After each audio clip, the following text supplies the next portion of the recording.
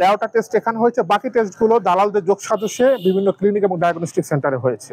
অর্থাৎ এখানে দালালদের দৌরাত্ম্য রয়েছে কথা নিঃসন্দেহে বলা যায়। পিরিজপুর হতে আজকে এনফোর্সমেন্ট অভিযান পরিচালনা করা হয় নাজিরপুর উপজেলা স্বাস্থ্য কেন্দ্রে। এখানে আমরা প্রায় 1 ঘন্টার মতো রেকি করেছি এবং পরিস্থিতি পর্যবেক্ষণ করেছি। এরপরে আমরা এখান থেকে তথ্য নিলাম যে আজকে সেবা গ্রহণকারী রোগীর সংখ্যা প্রায় 252, সেখানে টেস্ট হয়েছে মাত্র 13টা, যেটা আসলে কোনোভাবেই প্রত্যাশিত না। অর্থাৎ ওনাদের বক্তব্য অনুযায়ী, ডাক্তারদের বক্তব্য অনুযায়ী মোটামুটি এখানে 252 জন রোগীর বিপরীতে 30 থেকে 50টা টেস্ট এখানে লেখা হয়েছে, প্রেসক্রাইব করা হয়েছে। অর্থাৎ 13টা টেস্ট এখানে হয়েছে, বাকি টেস্টগুলো দালালদের যোগ সাজসে বিভিন্ন ক্লিনিক এবং ডায়াগনস্টিক সেন্টারে হয়েছে। অর্থাৎ এখানে দালালদের দৌরাত্ম্য রয়েছে কথা নিঃসন্দেহে বলা যায়।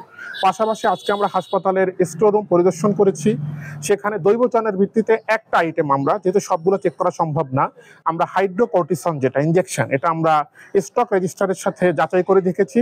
সেখানে স্টক রেজিস্টার অবশিষ্ট ছিল 1466টা এবং আমরা সেই 1466টাই স্টক রেজিস্টারে আমরা স্টক রেজিস্টারের সাথে মিলিয়ে আমরা সরজমিনে ফিজিক্যাল ভেরিফিকেশন আমরা পেয়েছি।